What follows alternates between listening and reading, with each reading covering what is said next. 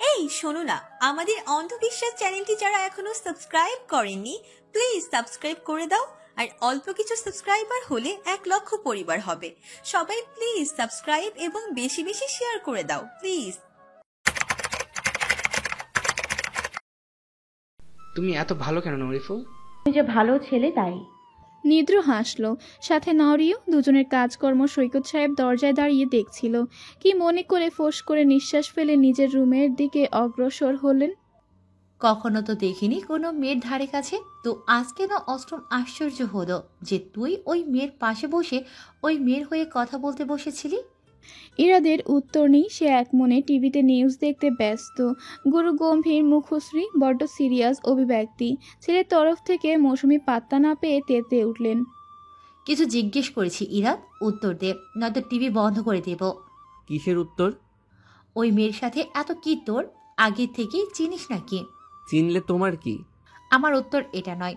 হ্যাঁ চিনি, এর বেশি বলা সম্ভব না। কফি লাগবে আমার, মাথা ম্যাজম্যাজ করছে। মৌসুমি অসম্ভব রকম রেগে গেলেন। রাগ গলায় আটকে কিরমির করে বলে উঠলেন, তোর জন্য নতুন মেয়ে দেখেছি, আগামী পরশুই আমার সাথে মেয়েটাকে দেখতে যাবি ব্যাস। পড়া শেষে স্টিলের স্কেল দিয়ে ছোট সাইজের আমটিকে দুভাগ করলো নিদ্র। নরি গোল গোল চোখে দেখেই গেল সবটা। নিদ্র অর্ধেক ভাগ নরের দিকে বাড়িয়ে দিয়ে বলে, এটা তোমার কাছে গিফট?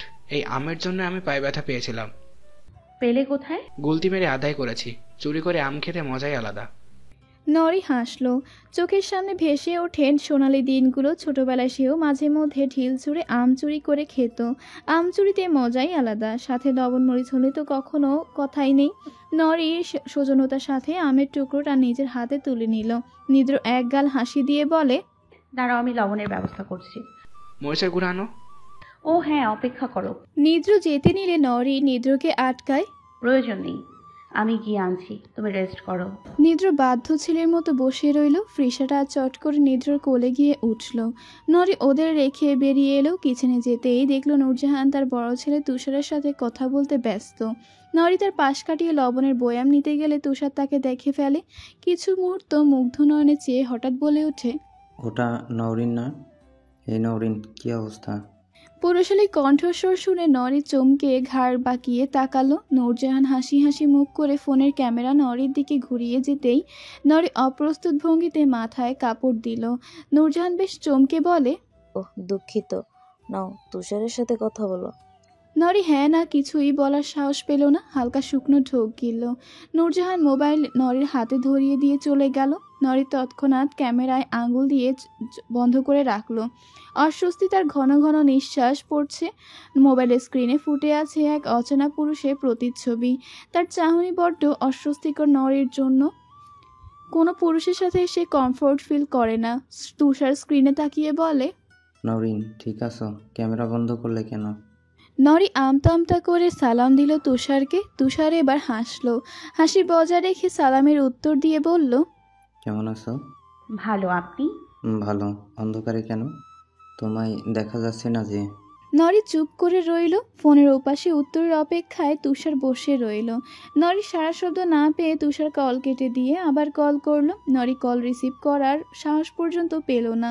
চুপ করে ফোন হাতে নিয়ে দাঁড়িয়ে রইল। হঠাৎ টুংটাং শব্দে মেসেজ আসলো। নরি মেসেজটা ওপেন করতে 200 ভোল্টে ঝটকা খেলো। আনকমফোর্টেবল ফিল হচ্ছিল নওরিন? আরে আমরাই তো। কথা বললে কমফোর্ট ফিল করবে। এছাড়া তোমার কণ্ঠ খুব মধুর। এই কণ্ঠস্বর আড়ালে রাখতে নেই, মন খুলে কথা বলবে। এরূপ মেসেজ দেখে নরির তীব্র এক ইচ্ছা জাগলো মেসেজের উত্তর দেবার। উত্তর হিসেবে বলতে ইচ্ছা করলো, অচেনা মানুষের সাথে মন খুলে কথা বলতে পারি না আমি, আর না পারতে চাই। আপনি শারিফার বড় ভাই, এর চাইতে কোনো পরিচয় বা কথাবার্তার প্রয়োজন নেই। নরি মেসেজ টাইপ করতে গিয়েও করলো না। উল্টো তুষারের মেসেজটি ডিলিট করে নরি লবণ মরিচের গুঁড়া নিতে ব্যস্ত হয়ে পড়ল। আজ ইরাতকে নিয়ে মৌসুমী মেয়ে দেখার জন্য যাওয়ার কথা ছিল। ইরাত কাজের ছুতোয় বেরিয়েছে সেই সকালে, অথচ এখন বিকাল হয়ে গেল, ইরাদের আসার কোনো খবর নেই। মৌসুমী চৌখাটে দাঁড়িয়ে ফুঁসছে। মেয়েদের বাড়িতে লাঞ্চের সময় পৌঁছানোর কথা ছিল, এখন আসরের আজান দিবে। কেমন লাগে? ইরাদের সব চেলা বন্ধুদের কল দিয়েছে সে, কিন্তু অপদার্থগুলো একটাও কল রিসিভ করেনি। সবার ফোন বলছে ব্যস্ত। অপমানে রীতিমতো গা জ্বালা দিয়ে উঠছে মৌসুমীর।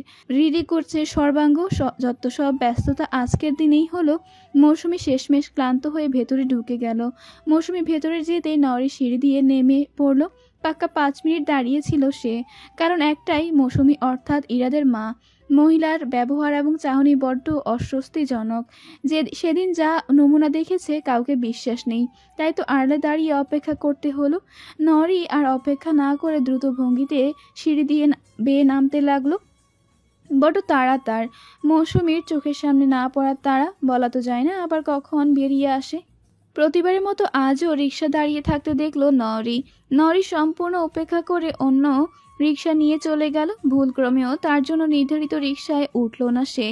নরি এবং তার রিক্সা চোখের আড়াল হলেও টং থেকে ইরাদের বিশ্বস্ত 2 জন কর্মী বেরিয়ে এলো। ওরাও ইরাদের সাথে রাজনীতিতে যুক্ত। একজন তার পাশে অন্যজনের উদ্দেশ্যে বলে ওঠে, কি চালু এবং টেরা স্বভাবের এই মেয়ে। মুখ সামলে কথা বল, ভাবি হয় আমাদের। তোর জবানে এসব শুনলে ইয়াদ ভাই তোর জিহ্বা টেনে ছেড়ে ফেলবে। আচ্ছা আর বলবো না, কিন্তু সত্যি তো বললাম। অপর ছেলেটি হেসে তার সহকারীর কাঁধে হাত রেখে বলে, আমাদের ইয়াদ ভাইয়ের বউ তার মতোই তো হবে নাকি? তুইও না বেশি বেশি। নরি রিক্সা থেকে নেমে স্টুডেন্টের বাসায় ঢুকতেই দেখলো সিঁড়ির সাথে হেলান দিয়ে ইরাত দাঁড়িয়ে আছে। নরি প্রথমে অপ্রস্তুত হলেও পরক্ষণে নিজেকে সামলে নিল। ধীর গলায় বলল, আপনি? ইরাত সেসব নিয়ে কিছু বলল না, সোজা সাপটা প্রশ্ন ছুড়ল নরির উদ্দেশ্যে। রিকশায় ওঠেননি কেন? ও, এর মানে এসব আমার কীর্তি? উত্তর জানতে চেয়েছি আমি। আমিও জানতে চাই, রিক্সা কেন ঠিক করেছেন? কেন এই ছেলেগুলো আমার পিছু নেয়? তোমায় প্রোটেক্টের জন্যে। শরীফাকে তো এত প্রোটেক্ট করেনি, তাহলে আমার বেলাতেই কেন? প্রয়োজন নেই আপনার এই সুরক্ষার। ইরাত প্রশস্ত হাসলো অমায়িক কণ্ঠে শুধায়, আপনি আমাদের স্পেশাল গেস্ট, সারিকা নয়। আর স্পেশাল মানুষদের স্পেশাল সুরক্ষা তো দিতেই হয়। আগামী থেকে খেয়াল রাখবেন, আমি রিক্সা পাঠালে রিক্সায় চড়বেন। ভাড়া আপনি দিলেও কোনো সমস্যা নেই, তবে সমস্যা হলো আপনাকে আমার করার নির্ধারিত রিক্সাতেই উঠতে হবে। জোর করছেন? না, আমার সিদ্ধান্ত জানাচ্ছি। আপনি কে? হৃদয়ের আয়না। মানে? বুঝবেন না? আমার অস্বস্তি হয়।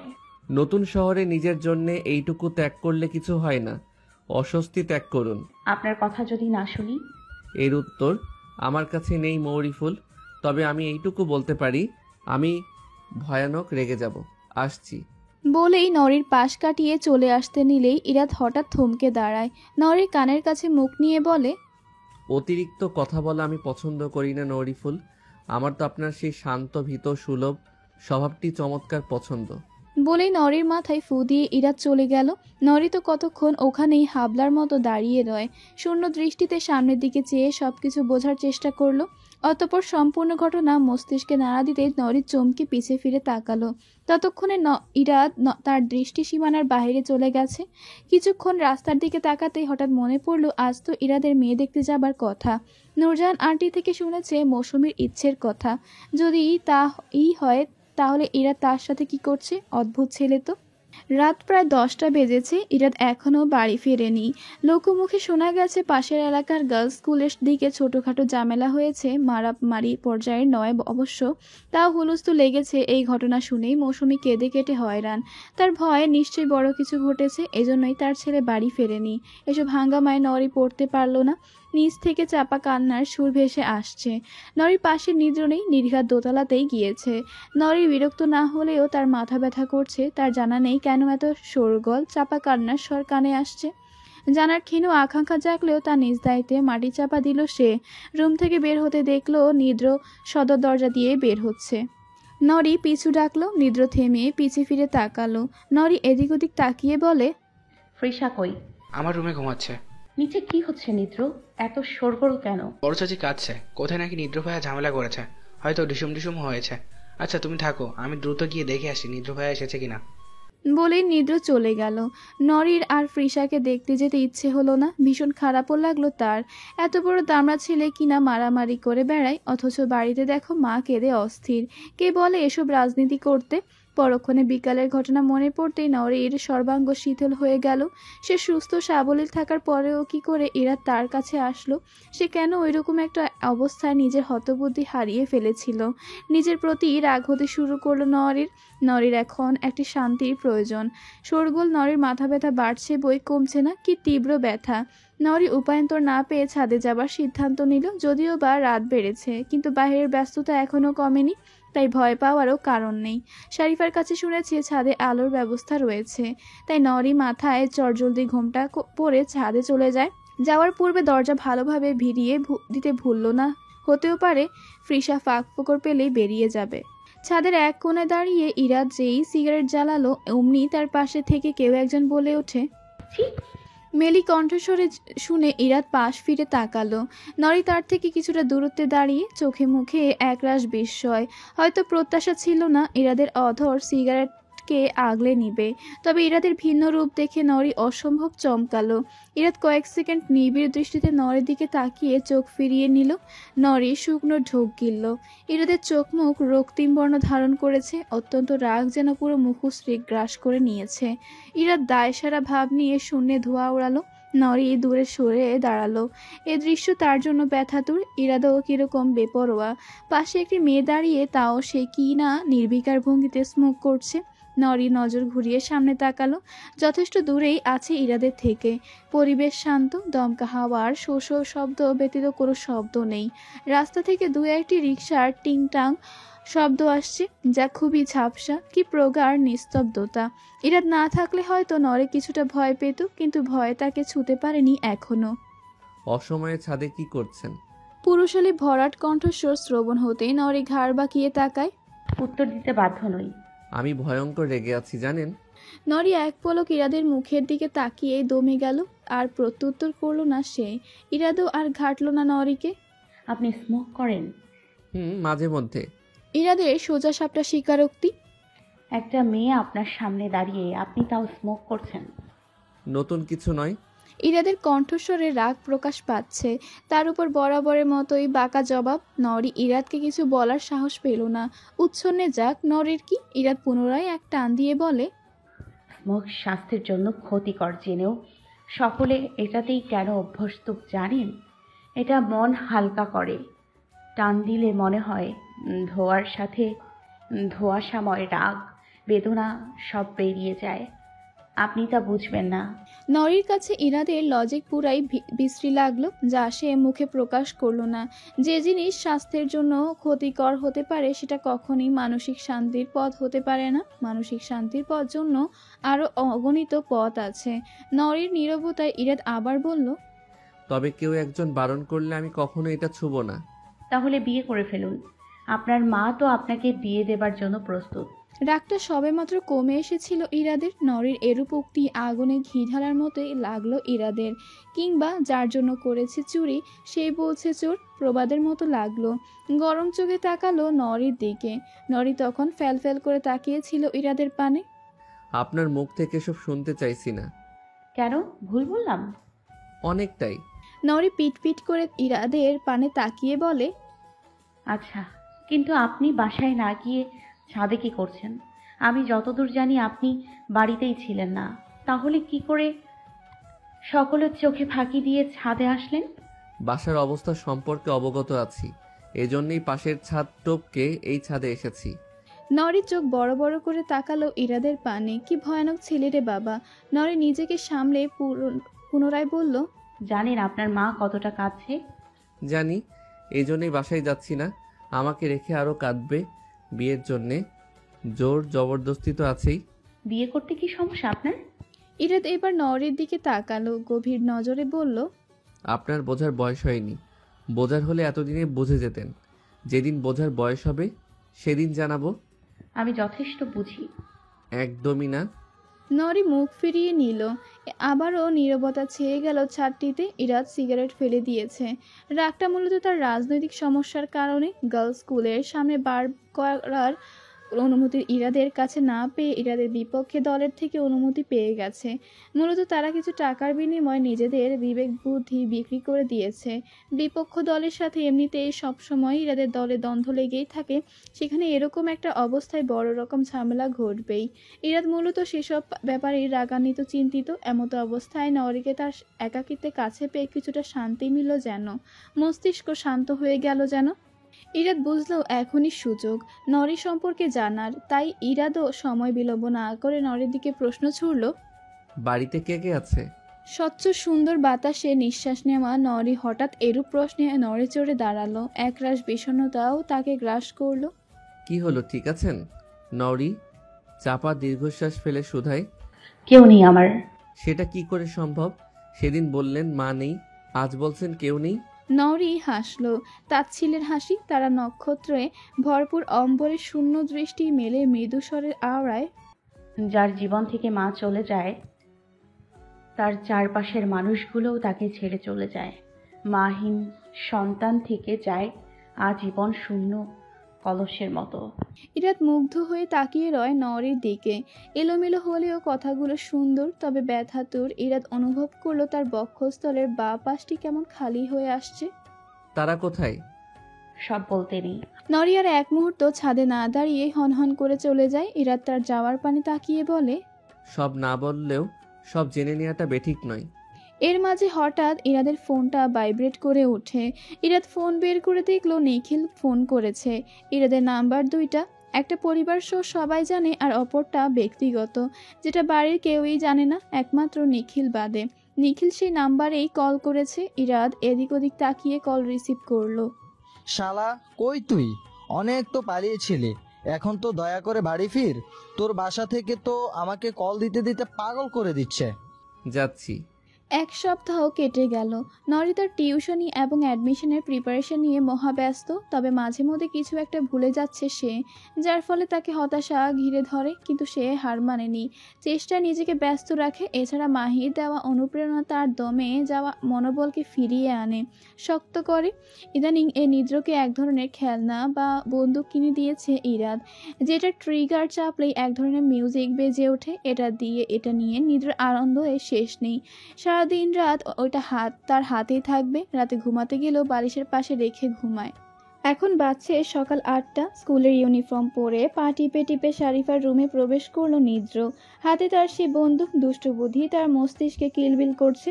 দাঁত কেলিয়ে শারিফার কাছাকাছি গিয়ে দাঁড়ালো। শারিফা তখন এলোমেলো হয়ে ঘুমাচ্ছে, গভীর ঘুমে আচ্ছন্ন সে। নিদ্র মুখ চেপে হাসি দিয়ে ট্রিগার চাপলো, সাথে সাথে বিকট মিউজিক বেজে উঠল। সেই মিউজিকের শব্দে শারিফা ধর পড়িয়ে ঘুম থেকে উঠে বসলো। বোকা চাহনিতে চারপাশে নজর বুলালো। নিদ্র ফিক করে হেসে দেয়। শারিফা নিদ্র দিকে তাকিয়ে বোঝার চেষ্টা করলো সবটা। পরবর্তীতে যখন বুঝলো নিদ্রর অকাজ সম্পর্কে, তখনই উচ্চস্বরে চিৎকার দিয়ে উঠল শারিফা। চোখে মুখে তার রাগ সুস্পষ্ট। নিদ্রর বাচ্চা, তুই আমার ঘুম ভাঙাইছিস কেন? নিদ্র রে, তোকে তো আজ। শারিফা নিদ্রকে ধরার পূর্বে নিদ্র খিলখিলিয়ে হেসে দ্রুত পালালো। নিদ্র রুম থেকে চলে গেলেও শারিফার গালমন্দ থামলো না, অবিরত বলেই গেল। একসময় মাথা ধরে গেল তার। শারিফা আবার শুয়ে পড়লো, ঘুমানোর চেষ্টা করলো। নরি ক্লান্ত ভঙ্গিতে বাসায় প্রবেশ করলো। 4 তলায় ব্যাচ পড়ায় সে। এই অ্যাপার্টমেন্টের বেশ কয়েকজন বাচ্চাকে নিয়েই এই ব্যাচটার পড়ায় এক স্টুডেন্টের বাসায়। সকাল 7টা থেকে 8টা, সপ্তাহে 5 দিন। তবে নরি কিছুটা বিষণ্ণ। 1-2টা সাবজেক্ট বোঝাতে কিছুটা সমস্যা হয় তার।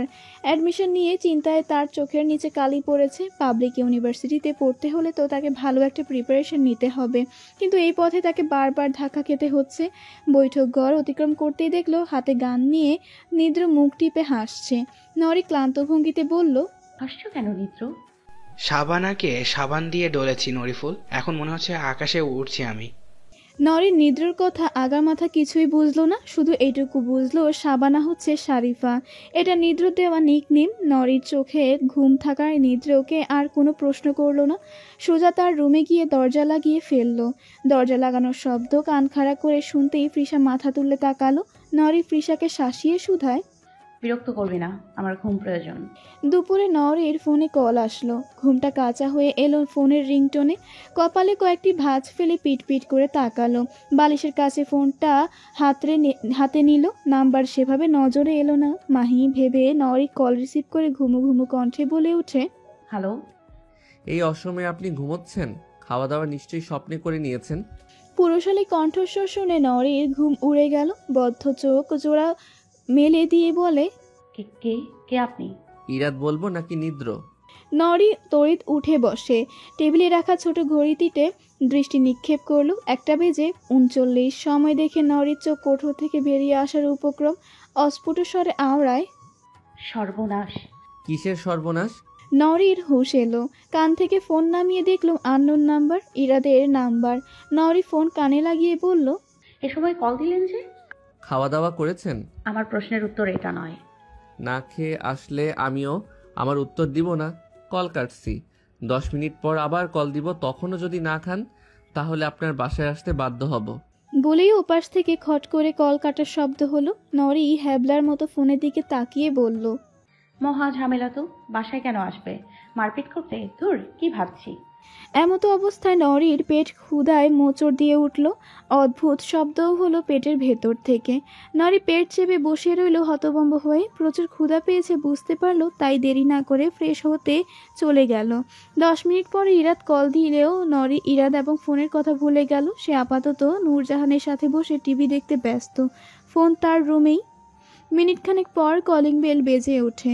নূরজাহান ঘাড় বাঁকিয়ে পিছে ফিরে বলে, নিশ্চয়ই সারিফা এসেছে। আমি নূরজাহান উঠতে নিলে নরি তাকে বসিয়ে দেয়। আশ্বাস দিয়ে বলে, আপনি বসুন আন্টি, আমি দেখছি। বলেই নরি উঠে দরজা খুলতে যায়। সদর দরজা খুলতেই তার চোখে কপালে উঠে গেল। হন্তদন্ত হয়ে মাথায় কাপড় দিয়ে ফেল করে তাকিয়ে রইল ইরাদের পানে। ইরাদ দেয়ালে এক হাত হেলিয়ে বলে, ইরাত তার কথা রাখে, সরে দাঁড়ান। নরি হতবাক হয়ে দাঁড়িয়ে ইরাদের দিকে হতবিহ্বল দৃষ্টি নিক্ষেপ করে রইল কিয়ৎক্ষণ। কিছু মুহূর্তের জন্য বাকশক্তিও হারিয়ে ফেলল। শুনতে পাননি? কেন এসেছেন? কথা রাখতে। কোন কথা? কলের কথা ভুলে গেছেন? অলরেডি 20 মিনিট হয়ে গেছে। নরি মনে পড়ল ইরাদের বলা কথাগুলো। ফোনের কথা তো মাথাতেই ছিল না। খাওয়া দাওয়া করে নূরজাহানের সাথেই বসে পড়েছিল। নরি কিছু বলার জন্য প্রস্তুতি নিতেই নূরজাহানের কণ্ঠস্বর কর্ণধারে প্রবেশ করল। কে এসেছে নরিন? আরে আমার বড় নিদ্র যে, বাহিরে দাঁড়িয়ে কেন? ভিতরে আসো। ইরাদ নরির দিকে তাকিয়ে আড়ালে চোখ টিপ দিল। নরি বিষম খেলো। ইরাদ বাহির থেকে নরির একদম নিকট এসে দাঁড়ায়। নূরজাহান ততক্ষণে ভেতরে চলে গেছে। ইরাদকে নিজের কাছে আসতেই নরির নিঃশ্বাস গলায় আটকে গেল। মাথা উঁচু করে ইরাদের দিকে তাকাতেই ইরাদ মৃদু স্বরে বলে, আপনাকে স্পর্শ করার ইচ্ছে নেই, কিন্তু আপনি চাইলে আমি নিজে থেকে আপনাকে দরজার সামনে থেকে সরিয়ে দিব। ইরাদের এরূপ উক্তিতে নরির চোখ কপালে উঠে যায়। অবস্থা কথাগুলো কেমন শিহরণ বইয়ে দিল সর্বাঙ্গে। নরি তড়িৎ নিজ থেকে সরে দাঁড়ালে হতবুদ্ধি সব হারিয়ে ফেলেছে একদম। ইরাদ ঘাড় বাঁকিয়ে নরের দিকে তাকিয়ে বাঁকা হাসি দিল। অতঃপর নরিকে আপাদমস্তক দেখে বলল, সাদাতেও আপনাকে সুন্দর লাগছে, হাতে চুড়ি থাকলে হয়তো আরো সুন্দর লাগতো। বলেই হনহন করে ভেতরে চলে গেল। নরি গোল গোল চোখে ইরাদের যাওয়ার দেখলো। কি আজব ছেলে, এর মতিগতি বোঝার জো নেই। ইরাদ সামনে থাকলে নরি তো পুরাই বোকা বনে যায়। কি হচ্ছে তার সাথে? অদ্ভুত। ইরাদ বাবা, এই সময় আসলে যে? ইরাদ নূরজাহানের সোফার পেছনে মূর্তির মতো দাঁড়ালো। নরির দিকে এক পলক চাইলো, অতঃপর গলা খাকারি দিয়ে বলল, মা নেই, চায়ের তৃষ্ণা পেয়েছে, তাই এখানে চলে আসলাম। নরি কেন যেন মনে হলো ইরাদ মিথ্যে বলছে। আদৌ চা খাওয়ার জন্য এসেছে নাকি অন্য কিছু। নূরজাহান সুর তুলে বলে, ও আচ্ছা, কিন্তু বাবি কোথায় গেল? বলতে পারছি না, হয়তো শপিংয়ে। ভাই কি ব্যাংকে? হ্যাঁ, নানু ঘুমোচ্ছে। ভালো করেছো এসে। নরিন চা বানিয়ে খাওয়াবে তোমাকে। নরি চমকে তাকালো নূরজাহানের পানে। ইরাদের দিকে তাকাতেই ইরাদ চমৎকার হাসি দিল। এই হাসি দেখে নরির ভেতরটা কেমন ধক করে উঠল। নূরজাহানের অবাধ্য হলো না। নরি কিচেনে চলে গেল। চা বানাতে বানাতে ভাবছে ইরাদের কাণ্ডগুলো। ইরাদের বাঁকা কথা, তার আলাদা কেয়ার করা, রাগ দেখানো, সবই তার মস্তিষ্কে তরঙ্গিত হচ্ছে। গম্ভীর স্বভাব অন্যদের ক্ষেত্রে দেখলেও নিজের ক্ষেত্রে কখনো দেখেনি নরি। হয়তো ইরাদের কাণ্ডগুলো কোনো কিছুর ইঙ্গিত, যা নরির মন আন্দাজ করলেও মস্তিষ্ক অবুঝ হয়ে আছে। এছাড়া নরি তো এসব ভাবতে নতুন শহরে আসেনি, এসেছে জীবনকে নতুন সুযোগ দিতে, নিজেকে শক্তভাবে তৈরি করতে। তাহলে সব কেন এলোমেলো লাগছে তার? কি ভাবছেন এত? নরি ধ্যানে ছেদ ঘটে পুরুষালী ভরাট কণ্ঠস্বরে। নরি ঘাড় বাঁকিয়ে তাকায়। ইরাত দাঁড়িয়ে, দৃষ্টি সন্দিহান। আপনি এখানে?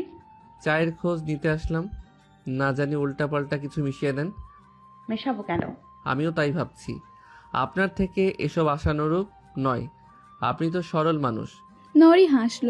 তার হাসির সাথে তাল মিলিয়ে ইরাদও হাসল, যদিও ইরাদের নিবিড় দৃষ্টি নরির হাসিতে। আপনি কি সবসময় এমন মজার মানুষ? ও মা, মজার মানুষ আসলেই? মাঝে মধ্যে।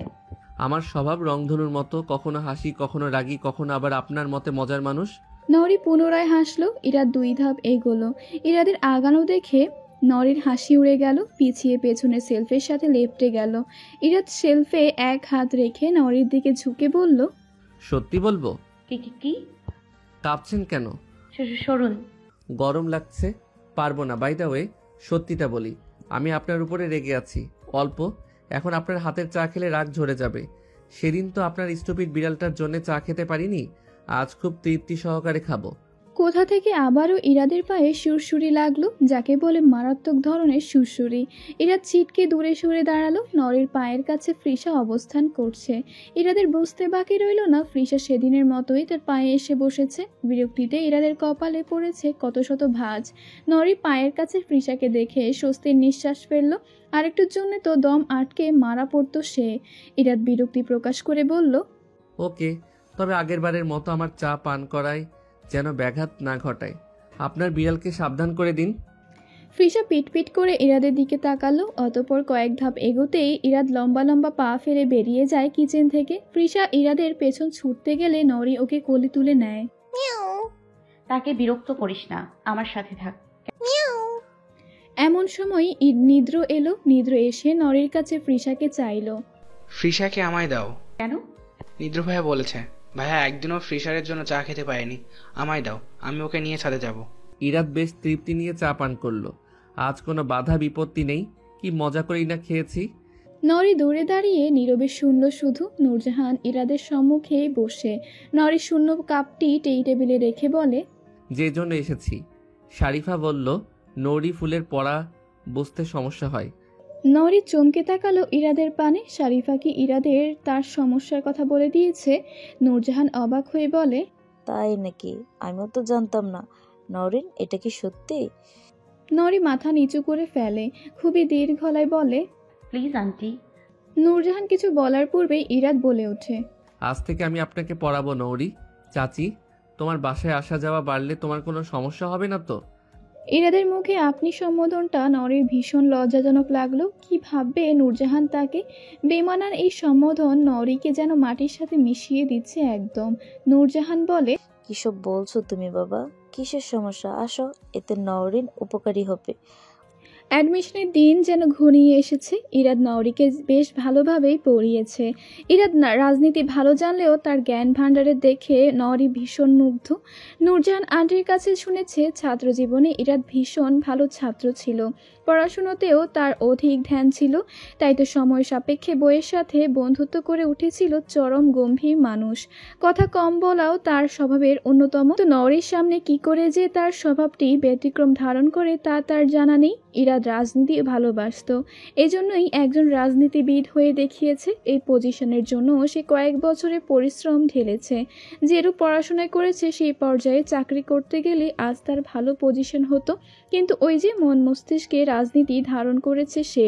রাজনীতিও অবশ্য খারাপ নয়, তবে খারাপ লাগা এক জায়গাতেই আটকে।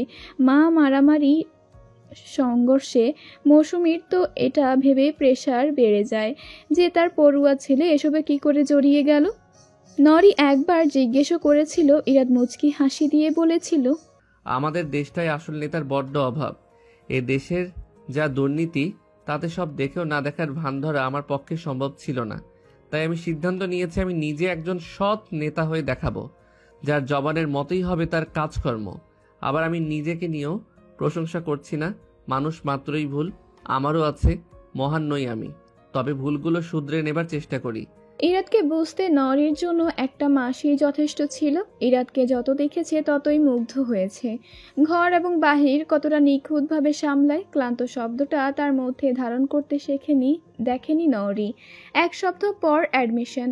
নরি টিউশনের থেকে ছুটি নিয়ে দিনরাত এক করে পড়ছে। তার একমাত্র লক্ষ্য হচ্ছে পাবলিক ভার্সিটিতে চান্স পাওয়া। এই নিয়ে ইরাদের সাহায্যও ছিল ব্যাপক। সময় এখন সন্ধ্যা 7:19। মাগরিবের নামাজ সেরে নরি পড়তে বসেছে। মিনিট খানেকের মধ্যেই কলিং বেলের শব্দ পেল। নরি জানে কে এসেছে। কিছুক্ষণ পর ইরাদ আসলো। দেখি কি পড়ছেন। নরি হঠাৎ পাল্টা প্রশ্ন ছুড়ল ইরাদের দিকে। আপনি কেন আমায় আপনি সম্বোধন করেন? ধারণা করছি আপনি আমার থেকে প্রায় 10-11 বছরের বড়। এত বড় ছেলে হয়ে আমার মতো পিচ্চি মেয়েকে আপনি সম্বোধন করছেন, এটা বড্ড অস্বস্তিকর আমার জন্য। ইরাদ বিস্তর হাসি দিল। নরি পিট করে চেয়ে রইল। ইরাদ হাসি থামিয়ে বলে, আমি চাই না অনুমতি ছাড়া তুমি সম্বোধন করে অসভ্য অভদ্র খেতাব পেতে। আপনার ক্ষেত্রে তো একদমই নয়। অন্যদের থেকে অনুমতি নেন বুঝি? না, তেমন কিছু নয়। তাহলে? ইরাদ এবার গভীর নজরে তাকালো। সেই চাহনি যেন চুম্বকের মতো টানছে নরিকে। নরি দ্রুত চোখ নামিয়ে ফেলল।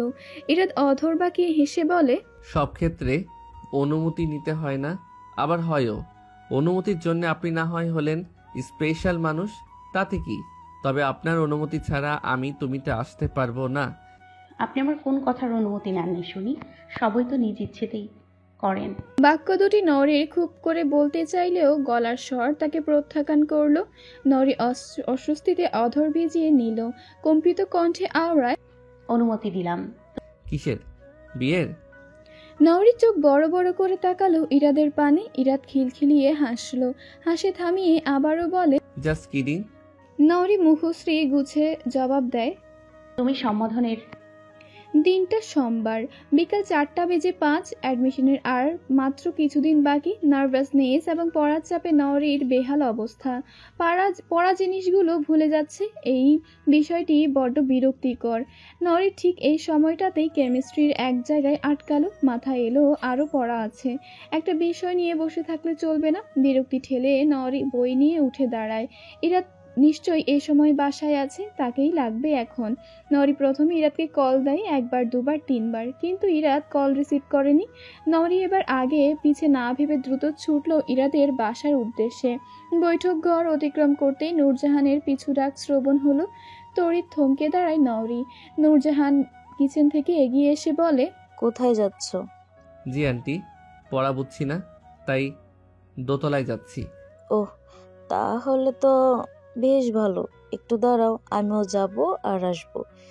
নূরজাহানের দাঁড় করানোর মানে বুঝলো না নরি। নূরজাহান নরির হ্যাঁ না শুনেই কিচেনের দিকে ছুটলো। এক বাটিতে কতগুলো পিঠা নিয়ে ফেরত এলো। নরি পিঠার নাম না জানলেও এটুকু মাথায় এলো এগুলো তেলের পিঠা। নরি মূলত এই নামেই চেনে, কিন্তু এই গরমে পিঠা হাস্যকর লাগলেও নরি প্রকাশ করলো না। নূরজাহান নরির দিকে পিঠা বাড়িয়ে দিয়ে বলে, ইরাদের নাকি হঠাৎ পিঠা খেতে ইচ্ছে হয়েছে, তাই সবার জন্য বানিয়েছি। তুই যেহেতু যাচ্ছিস সেহেতু এটাও নিয়ে যা। নরি সন্তর্পণে পিঠার বাটিটা নিয়ে বলে, ঠিক আছে। নরি এক মুহূর্ত দেরি না করে নিচে চলে গেল। 2 হাত ভর্তি থাকায় সদর দরজা লাগাতে ভুলে গেল। কলিং বেল বাজিয়ে নরি এক মনে দরজায় লাগানো লুকিং গ্লাসের দিকে তাকিয়ে রইল। নিশ্চয়ই মৌসুমী আন্টি নরিকে এখান দিয়ে উকি মেরে দেখবে। ভাবনাটা মাথায় আসতেই নরি কিছুটা অস্বস্তি বোধ করলো। এক হাতে ক্ষণে ক্ষণে ঘুমটা আরও টেনে আনছে। ঘুমটা টানতে টানতে কপাল ছুঁয়েছে, তাও যেন নরির কাছে লাগছে ওড়নাটা এখনই পড়ে যাবে। মিনিট 5 পর আবার কলিং বেল চাপতেই সাথে সাথে দরজা খুলে গেল। নরি চোখ তুলে তাকাতেই ভূত দেখার মতো চমকে উঠল। এরা ট্রাউজার পরিহিত অবস্থায়, গায়ে এক পট্টি জামার অংশ নেই, উন্মুক্ত, গলায় ঝুলানো তোয়ালের এক অংশ দিয়ে মাথার চুল মুছতে মুছতে ইরাদ বলল, সরি মা, আমি আসলে গোসলে ছিলাম। ইরাদ তখনও লক্ষ্য করেনি নরিকে। চোখ তুলে তাকাতেই ইরাদ নিজেও অপ্রস্তুত হলো। নরির চোখ জোড়া ততক্ষণে যেন কোটর থেকে বেরিয়ে আসবে। ইরাদ তৎক্ষণাৎ নরির মুখের উপর দরজা লাগিয়ে দিল। ভেতর থেকে দৌড়ঝাঁপের শব্দ আসছে। ঘটনা সব এত দ্রুত ঘটল যে নরির মাথার ওপর দিয়ে গেল। মিনিট খানেকের মধ্যেই আবারও দরজা খুলল ইরাদ। তবে এবার খালি গায়ে নয়, টি শার্ট পরেছে। তাও বেশিবহুল হাতগুলোর দিকে তাকালে সে দৃশ্য চোখের সামনে ভেসে আসছে নরির। হৃৎপিণ্ড তার ওঠানামার শব্দ বাড়ালো। ঢিপ ঢিপ শব্দ। নরি দৃষ্টি পদতলের দিকে নিক্ষেপ করে কম্পিত হাতে পিঠার বাটিটা এগিয়ে দিল। ইরাদ বুঝতে পারছে নরির ভীষণ অস্বস্তি ভুগছে। ইরাদের নিজের উপরই রাগ হচ্ছে, বিরক্তিতে কপালে ভাঁজ পড়ছে। নরিকে নিজের সাথে সহজ করতে বহুত কাঠখড় পোড়াতে হয়েছে। এমতো অবস্থায় আজকের এই অপ্রস্তুত ঘটনায় নরির মস্তিষ্কে আবারও পুরানো অস্তিত্বটা ফিরে আসবে। ফিরেও গিয়েছে নির্ঘাত। ইরাদ নিচু স্বরে বলে, সরি, আমি ভেবেছিলাম মা এসেছে, হঠাৎ আসলে যে। আসলে নরি কথা গলাতেই বারবার আটকে যাচ্ছে। শুকনো ঢোকে কয়েকবার গলা ভেজানোর মিথ্যে প্রচেষ্টা চালালো। ইরাদ উৎসুক নজরে তাকিয়ে আছে নরির পানে। উত্তরের অপেক্ষায়। নরি আমতা আমতা করে বলল, পড়া বুঝি না, কলও দিয়েছিলাম আপনাকে কিন্তু রিসিভ করেননি না। বলেই ইরাদের দিকে কিছুটা নজর উঠিয়ে দেখতেই ভীষণ খেলো।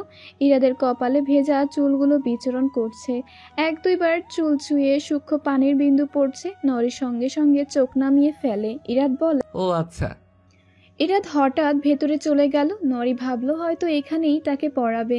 নরির ভেতরে যাওয়ার সাহস হলো না, তাও পড়ার খাতিরে ভেতরে প্রবেশ করতে নিবে অমনি ইরাদ এসে হাজির।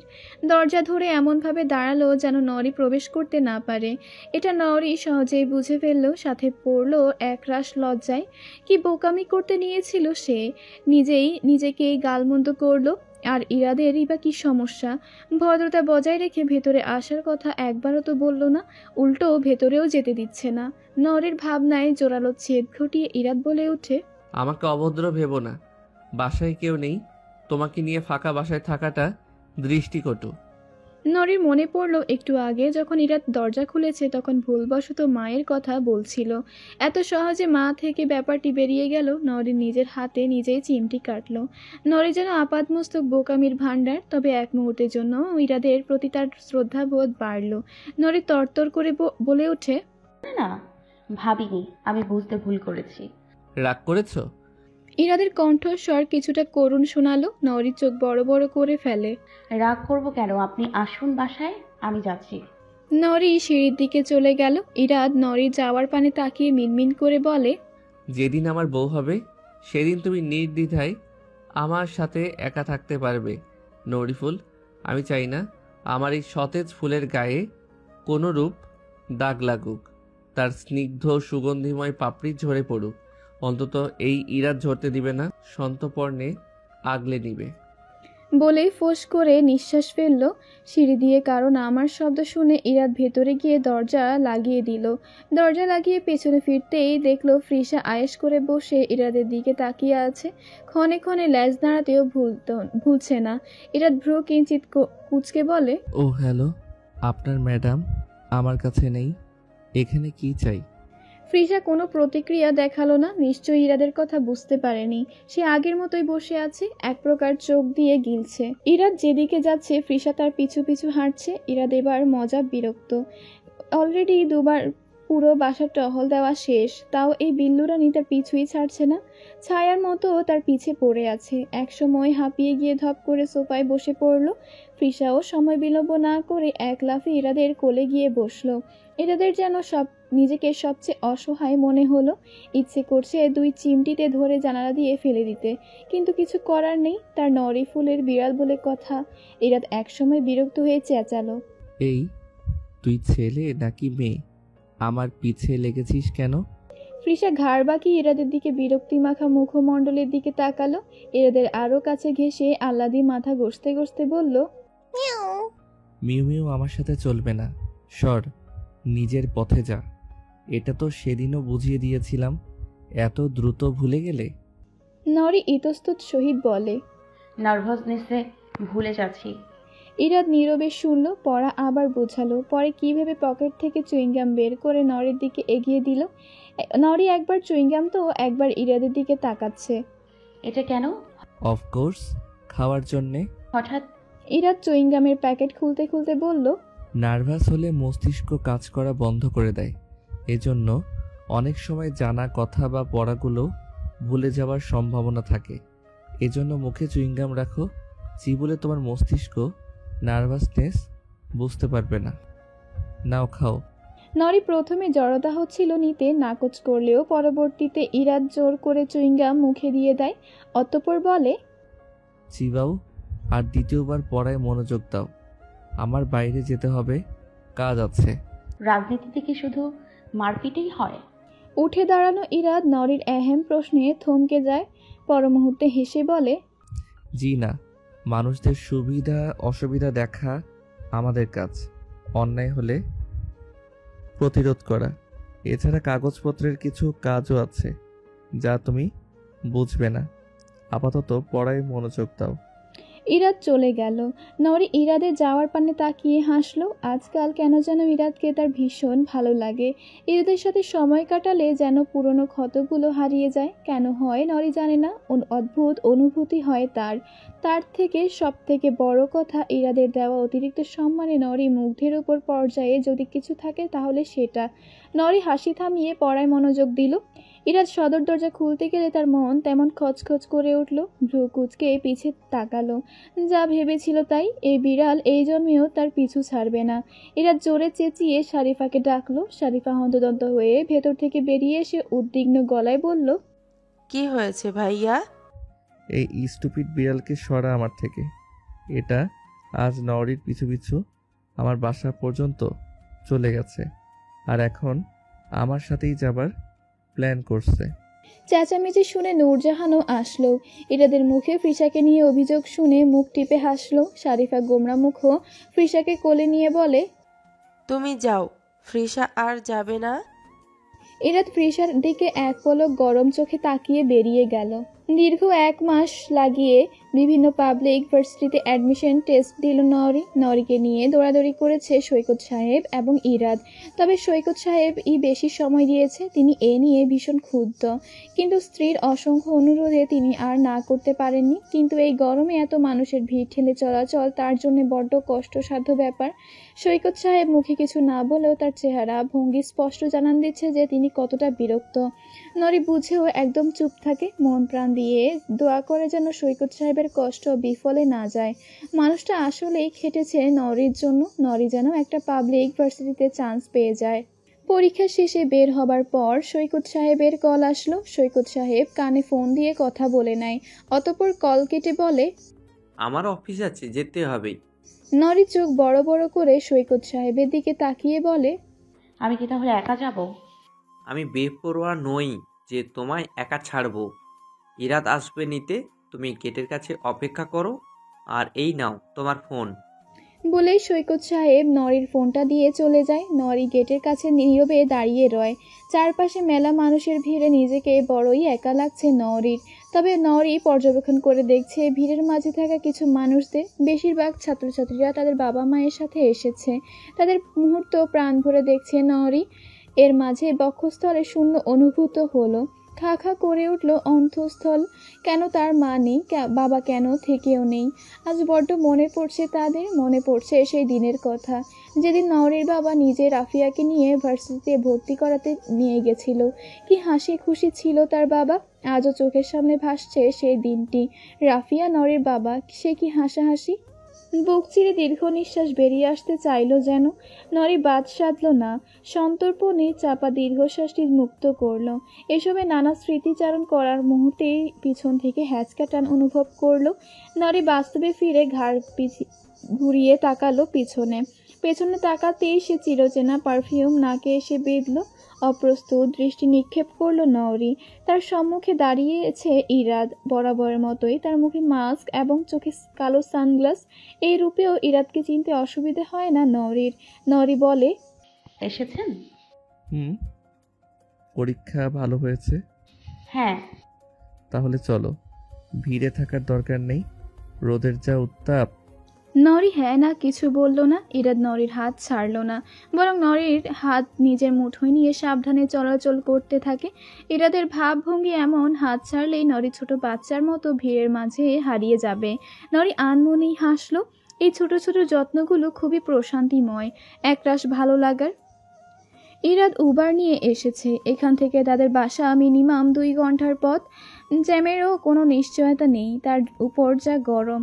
বাসে করে যাওয়া সম্ভব না, অন্তত ইরাদের পক্ষে তো অসম্ভব এবং অসম্ভব। গাড়ি চলতে শুরু করেছে, ইরাদ ফোন চালাতে ব্যস্ত। নরি আর চোখে ইরাদকে খেয়াল করছে। ইরাদ মাস্ক এবং চশমা খুলে ফেলেছে। উবারের ভেতরে ঠান্ডা কৃত্রিম হাওয়ার বিচরণ। বাইরে মাস্ক পরেন কেন? সেফটির জন্যে। কিসের? ইরাদ ফোন রেখে নওরির দিকে তাকালো, হাসার চেষ্টা করে লঘু কণ্ঠে বলে, সব জায়গাতেই আমার শত্রুরা ওত পেতে থাকে। তারা আমার চেয়েও আমার আপন প্রিয়জনদের ক্ষতি করতে বেশি পছন্দ করে। এই জন্য আমার সাথে জড়িয়ে থাকা মানুষগুলোর জন্যে এই পথ অবলম্বন করতে হয়। মাস্ক পরিহিত আপনাকে চিনতে পারে না কেউ? না, সানগ্লাসও চোখে দেই, এই জন্য চেনা সম্ভব হয় না। এই কাজে যেহেতু এতই বিপদ, তাহলে ছাড়ছেন না কেন? যেটা রক্তের সাথে মিশে যায় সেটা কি ছাড়া সম্ভব? নরি ফ্যাল নজরে তাকিয়ে রয় ক্ষণিক সময়। প্রিয় মানুষ শব্দ দুইটি কেমন ভেতরটা নাড়া দিয়ে উঠল যেন। ইরাদ ফোনের দিকে তাকিয়ে বলে, তোমার দেখা শেষ হলে চলো লাঞ্চ করা যাক। খেতে খেতে না হয় বাকিটা পথ পার করব, অথবা দৃষ্টি কথনে এই লম্বা পথ পাড়ি দিব। এখন বলো, কোন অপশনটা বেছে নিতে রাজি? বাসায় আসতেই নরি অচেনা একজন মেয়েকে দেখতে পেল। পোশাক আশাকে মডার্ন মনে হয়, দেখতেও দারুণ মেয়েটা। বৈঠক ঘরে মেয়েটি নূরজাহান এবং শারিফার সাথে গল্প করছে। নরিকে প্রথম নূরজাহান দেখতে পেল। অমায়িক সুন্দর হাসি দিয়ে এগিয়ে এলেন। নূরজাহানের সেই সাথে অচেনা মেয়েটিও নরির দিকে তাকালো। শারিফাও মুচকি হাসি দিয়ে নরির দিকে তাকিয়ে আছে। নূরজাহান এগিয়ে আসলে নরির সন্তর্পণে সালাম দেয়। নূরজাহান বেশ মিষ্টি হাসি দিয়ে সালামের উত্তর দিয়ে বলে, পরীক্ষা কেমন হলো? জি আন্টি, ভালো। যাক, তাহলে ভালোই হলো। ভেতরে চলো আমার সাথে, কিছু জানানোর আছে। নরি দ্বিরুক্তি না জানিয়ে নূরজাহানের পিছে চলে গেল। যাওয়ার পূর্বে এক পলক মেয়েটিকে পুনরায় দেখে নিল। মেয়েটির চাহনিতে কিরকম অহংকার এবং অশান্ত মনোভাব অনুভব করল নরি। পর মুহূর্তেই মনের ভুল ভেবে বিষয়টি এড়িয়ে গেল। নূরজাহান নরিকে রান্নাঘরে এনে বলল, আফিফাকে দেখেছো? কে আফিফা? সারিফার সাথে বসেছিল যে মেয়েটা। নরির মাঝে হালকা অপ্রস্তুত ভাব আসলো। আমতা করে বলল, দেখেছি। কেমন? নরি জড়তার সঙ্গে বলল, ভালো। নূরজাহানের চোখ মুখ হঠাৎ চকচকে হয়ে গেল। ঝলমলে চোখে কিচেনের বাহিরে এক পলক তাকিয়ে নিল নূরজাহান। কিন্তু আন্টি, উনি কে? তুষারের হবু স্ত্রী। আমি ওকে তুষারের জন্য পছন্দ করেছি। মেয়েটাও তুষারকে খুব পছন্দ করে। মৌসুমি কয় রে, শুনলাম নূরজাহানের নাকি এর পোলার লাইগা মাইয়া ঠিক করছে, তা হাসানি? মাজেদা বেগম পান মুখে নিয়ে উচ্চস্বরে কথাগুলো বলছিলেন। পান মুখে মানেই তার ফুরফুরে আমেজ। কথা বলতেও নিজের মধ্যে আলাদা শান্তি বিরাজ করে। ইদানিং ডাক্তার, হাসপাতাল আর ছেলের বাড়ি করতে করতে কেটে গেছে। কতদিন তার প্রিয় লাঠিটার যত্ন নেওয়া হয় না। আজ সময় নিয়ে লাঠিটাকে সরিষার তেল দিচ্ছে আর নরম কাপড় দিয়ে মুছে নিচ্ছে। এমতো অবস্থায় রুমে প্রবেশ করলো নিদ্র। কোলে তার ফ্রিসা। নিদ্র শুনেছে মাজেদা বেগমের চেঁচিয়ে বলা কথাগুলো। কেন গো নানু, আমার ভাইয়ের জন্য বউ ঠিক হয়েছে বলে তুমি কি হিংসেও করছো? মাজেদা বেগম চোখ উল্টে নিদ্রর দিকে তাকালো। ফ্রিসাকে ভালোভাবে লক্ষ্য করে বলল, এই পাকনা কাডাল আইলি কইতে, আর এইডি কি সব পশু পাখির সাদনাতলা আনছিস? এটা বিড়াল নানু, ওর নাম ফ্রিসা। বুড়ো বয়সে পশুর একটা নাম জানো না? চুপ কর, কানা না আমি ভালোভাবেই দেখাই এইটা বিলাই। এই বিলাই তুই আনছিস কেন? দূর হ, এইসব ছাইপাস আমার এখানে কি? কি বলছো? সারাজীবন তো ইসলাম নিয়ে জ্ঞান দিলা, অথচ এটা জানো না আমাদের নবীজি সাল্লাল্লাহু আলাইহি সাল্লামের বিড়াল পছন্দ? এখন তো মনে হচ্ছে আমার না, বরং তোমার ক্লাস 2-তে ভর্তি হওয়া উচিত। আমি তো তোমার থেকেও জ্ঞানী। এইসব আলতু ফালতু কথা বলতে আইসিস তুই? শেষবার কইতাছি, ভাগ এইখান থেকে। এই লাঠি দিয়া তোর পাছা লাল করুম। সাহস কত বড়, আমারে জ্ঞান দেয়? মাজেদা বেগম চোখ উল্টে নিদ্রর দিকে তাকালো। ফ্রিসাকেও ভালোভাবে লক্ষ্য করলো। ফ্রিসা তৎক্ষণাৎ বিছানায় উঠে গেল। অসাবধানবশত পানের বড় বোয়ামটা ঠাস করে পড়ল, যার ফলে বিছানায় জর্দা, সুপারি, পান এবং নানান মশলায় ছড়াছড়ি। এসব দেখে মাজেদা বেগম ঘর কাঁপানো চিৎকার দিয়ে উঠল। ফ্রিসা আরও কিছু সর্বনাশ করার পূর্বেই নিদ্র ফ্রিসাকে নিয়ে দ্রুত কেটে পড়ে। আজ নরের রেজাল্ট দিয়েছে প্রতিটি ভার্সিটি থেকেই। আগে পিছে সময় সকাল থেকে রেজাল্ট দেখে নরের পায়ের নিচ থেকে মাটি সরে গেল। তার এতদিনের পরিশ্রম সংগ্রাম এক নিমিষে যেন হাওয়ায় মিশে গেল। প্রাপ্তির পাল্লা ভারী হবার পূর্বে যেন সব খুইয়ে পথে বসে পড়ল নরি। কেন সৃষ্টিকর্তার পরিকল্পনা এভাবে ঘুরে গেল? সে কি ভালো থাকতে পারবে না, নাকি ভালো থাকাটা তার ভাগ্যে নেই? ভাগ্য আজ এক চতুর খেলা দেখালো নরিকে। চতুরতার খেলায় নরি যেমন হেরে গেল তেমনই নিঃস্ব হয়ে গেল। নিস্তেজ নির্বাক হয়ে রুমের এক কোণায় বসে আছে নরি। সারা ঘর এলোমেলো অন্ধকারাচ্ছন্ন, দরজা বন্ধ। আফসোসের কথা বলতে হচ্ছে নরি কোনো পাবলিক ভার্সিটিতে চান্স পায়নি। একটিতে ওয়েটিং লিস্টে ছিল, তবে সবার শেষে। সেটারও কোনো রকম আশা দেখতে পাচ্ছে না নরি। পড়াশোনায় সেরকম মেধাবী না হলেও নরি নিজের সবটুকু দিয়ে দিয়েছিল যেন একটা পাবলিক ভার্সিটিতে চান্স পায়। উপলব্ধি করেছে তার 1 মাসের পরিশ্রমই যথেষ্ট ছিল না, আর একটু পড়ার দরকার ছিল। বেশি প্রত্যাশার ফল বোধহয় এমনই হয়। চূর্ণ বিচূর্ণ হৃদয় নিয়ে শূন্য দৃষ্টিতে সিলিং ফ্যানের দিকে তাকিয়ে আছে নরি। মিনমিন করে বলে ওঠে, কেন আমার জীবনটা আর 5টা মেয়ের মতো স্বাভাবিক হলো না বাবা? কি দোষ করেছিলাম আমি বাবা? তোমরা পাশে থাকলে হয়তো এই ব্যথা সহ্য করতাম না। তোমাদের জন্য আমার ভেতরটা কতগুলো ক্ষতের সমাহার সৃষ্টি হয়েছে তা কি জানো? আমি পাবলিকে চান্স পাইনি বাবা, তোমাদের ভালোবাসাও পাইনি, সৈকত আঙ্কেলের পরিশ্রমের দাম পাইনি বাবা। কি করে মুখ দেখাবো তাকে? নরি ঢুকরে কেঁদে ওঠে, 2 হাঁটুর ভাঁজে কপালে ডুবিয়ে শব্দের সাথে কাঁদতে থাকে।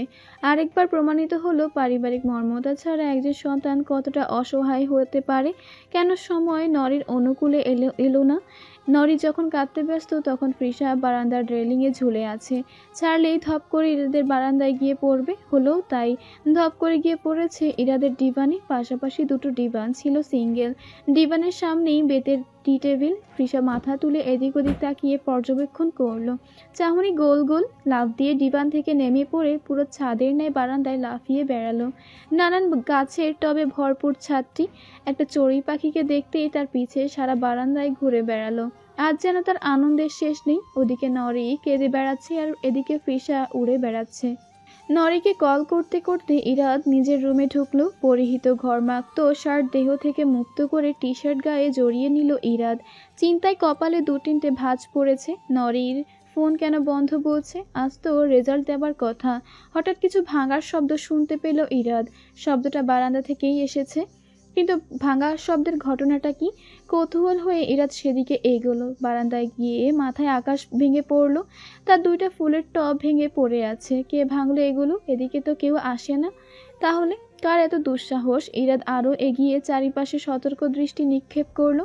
কিছু দূর যেতেই একটা ধূসর এবং সাদা মোলায়েম কিছু দেখতে পেল, অনেকটা লেজের মতো। কিন্তু লেজ কিসের?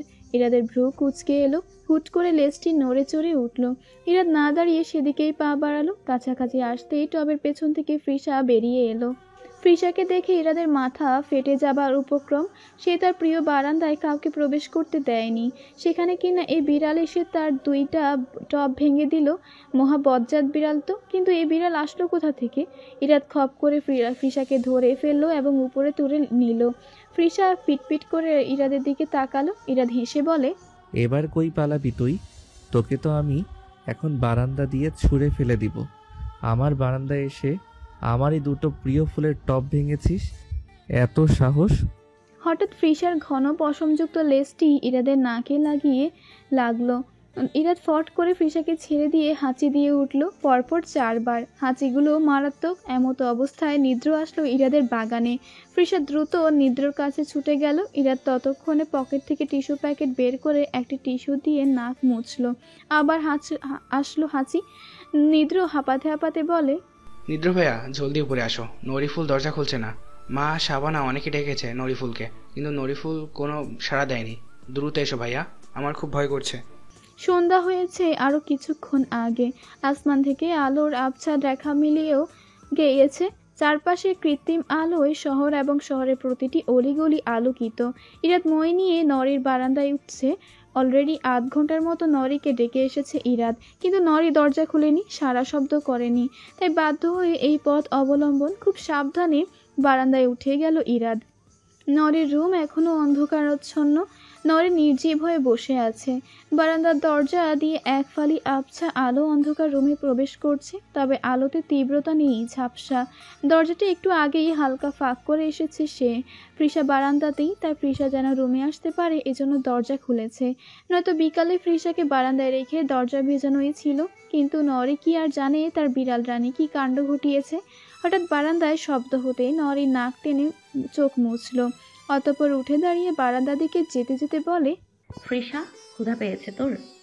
দেখ নিদ্রর গাছগুলো ভাঙবি না, নয়তো। বারান্দায় দরজার সাথে দাঁড়াতেই নরি থমকালো, থমকে গেল তার কণ্ঠস্বরও।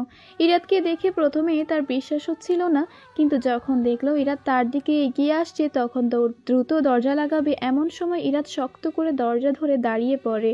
নরি বারবার ব্যর্থ চেষ্টা করলো দরজা লাগানোর, কিন্তু ইরাদের শক্তির সাথে পেরে উঠল না। যখন দেখলো শক্তি দিয়ে কাজ হচ্ছে না, তখন নরি কম্পিত স্বরে বলে, দরজা ছাড়ুন। আমার কথা শোনো। না, আপনি এখানে কেন এসেছেন? চলে যান প্লিজ। আমার চোখে চেয়ে বলো। পারবো না, প্লিজ যান। জান, খুব সুন্দর মানায় তো তোমার কণ্ঠে। ইরাদের এইরূপ রসিক বাক্য শুনে মুহূর্তের জন্য থমকালো নরি। ইরাদ এই সুযোগটাই কাজে লাগালো। নরিকে ঠেলে নিজে ঢুকে পড়ল ইরাদ। ভেতরে ঢুকে বলে, এ কি হাল করেছো রুমের? অন্ধকার কেন?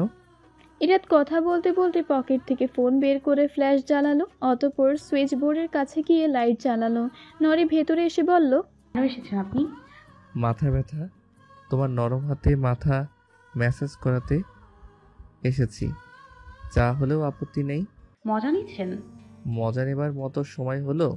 আপনি প্লিজ চলে যান। ইরাদ শুনলই না যেন নরের অনুরোধ। দায়সারা ভাব নিয়ে বিছানায় গিয়ে বসলো। বেপরোয়া নির্বাক ব্যবহার।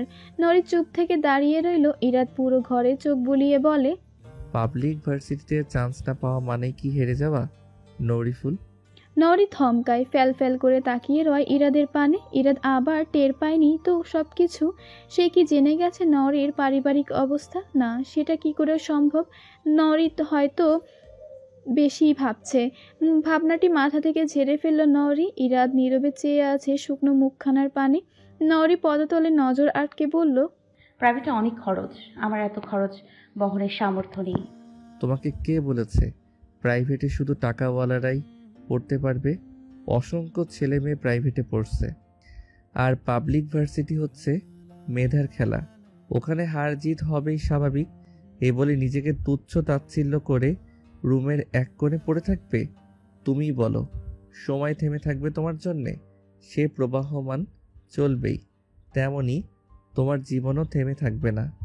ধাক্কা খাবে, উঠে দাঁড়াবে, এটা জীবনের অন্যতম মূল্যবান অংশ। ভাগ্যকে দোষ দিয়েও লাভ হবে না, কারণ দুঃখের পরেই আছে সুখ। সেই সুখের জন্যেই এই দুনিয়ার হাজারো মানুষ ছুটে চলেছে, শুধুমাত্র একটুখানি সুখের আশায়। নরি সবটুকু মনোযোগ দিয়ে শুনল। তার চোখ আবারও ঝাপসা হয়ে এসেছে। কি করে বোঝাবে ভেতরকার ক্ষতগুলো? ইরাদ আবারও বলে ওঠে, অ্যাডমিশনের জন্যে প্রিপারেশন নিতে তুমি সময় কম পেয়েছ, এই নিয়ে আফসোস করলে চলে? অলরেডি ওটা তোমার অতীত হয়ে গিয়েছে। বর্তমান নিয়ে ভাবো। বর্তমানে কিভাবে ভালো থাকবে সেটাকে গুরুত্ব দাও। পেছনে ফেলে আসা সময় নিয়ে ভাবলে কখনোই সুখের দেখা পাবে না। বুঝেছো আমার কথা? নরি আগের মতোই নিশ্চুপ। ইরাদ বুঝলো এবার নরিকে ভ্রম থেকে বের করতে পারবে না, তাই লম্বা দীর্ঘশ্বাস ফেলে বলে, ঠিক আছে, কাল তৈরি থেকো, তোমায় নিয়ে বের হব। আগামীকালের পুরো দিন তোমার জন্যে বরাদ্দ রইল নৈরিফুল। দুজন একসাথে পুরো শহর ঘুরব। রাজি আছো তো? রাজি না থাকলেও কিন্তু নিয়ে যাব জোর করে, তখন কিন্তু কোনো অভিযোগ শুনবো না। সৈকত সাহেব নীরবে খুব মনোযোগ সহকারে পত্রিকা পড়ছে। নূরজাহান তখন রুমে প্রবেশ করলেন, শব্দের সাথে প্রবেশ করলেন, যেন সৈকত সাহেব তার উপস্থিতি টের পান। সৈকত সাহেব অবাধ্য, এদিক দিয়ে নির্বাক, কোনো রকম অভিব্যক্তি তার মধ্যেই দেখা যাচ্ছে না। পূর্বের ন্যায়ই বসে আছে সে, দৃষ্টি পত্রিকায়। নূরজাহান বিছানার এক কোণায় বসলেন, গলা খাকারি দিয়ে পুনরায় মনোযোগ পাবার চেষ্টা চালালেন। ব্যর্থ হলেন অবশ্য। চোখ তুলে এক পলক তাকিয়ে আবার পত্রিকায় নজর দিলেন। নূরজাহান হালকা কাশি দিয়ে মৃদু স্বরে আওড়ায়, কিছু কথা বলার ছিল। বলো, অনুমতির কি আছে? সৈকত সাহেবের গম্ভীর কণ্ঠস্বর। নূরজাহান বেশ দৃঢ়তার সঙ্গে বললেন, মেয়েটা তো পাবলিকে চান্স পায়নি, তাই আমি চাইছি প্রাইভেটে ভর্তি করিয়ে দিই। আপনি কি বলেন? সৈকত সাহেব গম্ভীর নজরে তাকালো নূরজাহানের দিকে, থমথমে সুরে বলে, তো করাও, আমাকে বলছো কেন? যা ইচ্ছে করো তোমার বান্ধবীর মেয়ের সাথে। এভাবে বলছেন কেন? কিভাবে বললাম? নাটক তো কম করছো না। 1 মাস খাটালে, দৌড়ালাম, সবই তো শুধুই। ওই মেয়ের কি যোগ্যতা আছে পাবলিকে পড়ার? যা মন চাই করো, আমাকে বলার কি দরকার? নূরজাহান ফোঁস করে নিঃশ্বাস ফেলে বলে, মেয়েটা চান্স পায়নি এটাই দেখলেন? মেয়েটা কি কি সহ্য করেছে সেটা দেখেননি? মেয়েটা মানসিক দিক দিয়ে দুর্বল, তাও পরিশ্রম করেছে, চেষ্টা করেছে, নিজেকে প্রমাণ করতে চেয়েছে। যদিও ভাগ্য সহায় না হয় তাহলে কিছুই হয় না।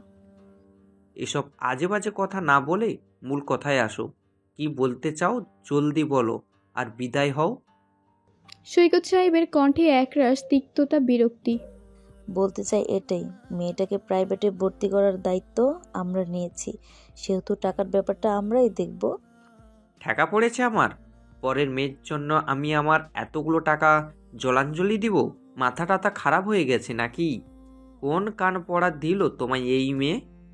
নূরজাহান এবার তেতে উঠলেন, চোখ রাঙালেন স্বামীর উদ্দেশ্যে। তেতো কথায় তেতে ওঠাটাই স্বাভাবিক। নূরজাহান চাপা হুঙ্কার ছেড়ে বললেন, নিয়মিত ভালোবাসার গল্প শুনতে এবং পড়তে আমাদের অন্ধবিশ্বাস চ্যানেলটি সাবস্ক্রাইব করে পাশে থাকা বেল আইকনটি ক্লিক করুন। ধন্যবাদ সবাইকে।